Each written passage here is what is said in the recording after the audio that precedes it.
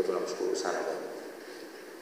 Lakini la pili ni shukuru kwa kipekee serikali yetu ya Tanzania ikiongozwa na mama yetu Daktari Samia Suluhu Hassan kwa kuendelea kutulea, lakini kutuchunga, kutuongoza, kubwa kutupa uhuru uliosheheni amani kwa kuweza kumwabudu Mungu Subhanahu wa Ta'ala.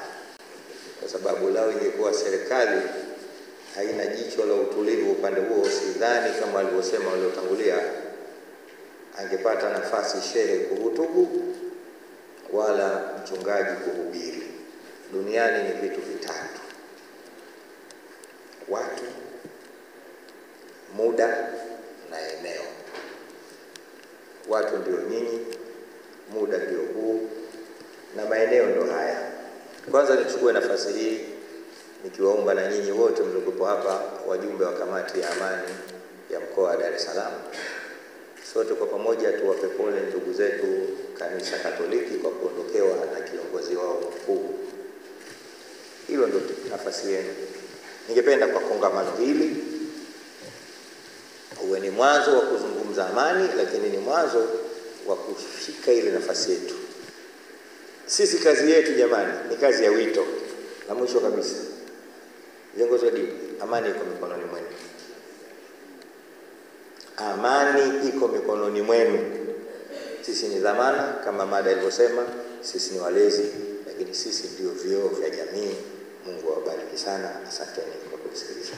Kwamba tumepewa dhamana katika dunia, na kwa sababu tuko kwenye kipande cha Tanzania, tumepewa dhamana katika nchi ya Tanzania.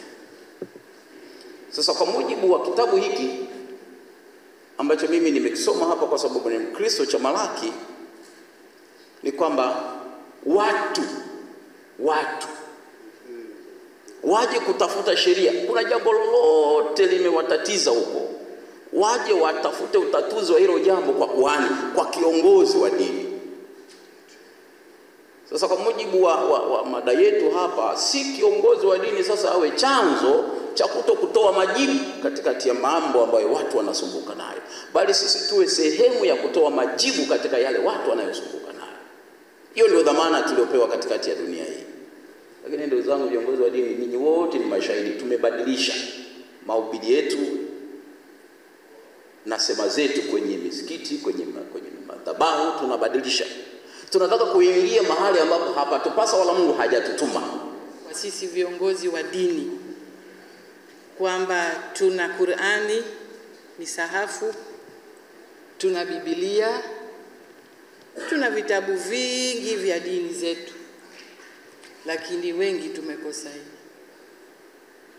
katiba. Kuna haja ya sisi viongozi wa dini kuwa na katiba. Lakini pili ni kanuni za uchaguzi kutoka vyama ambavyo vimesajiliwa hapa. Jamani, tumetoka mbali, tusitetereke. Amani ni tunu, amani ni tunu.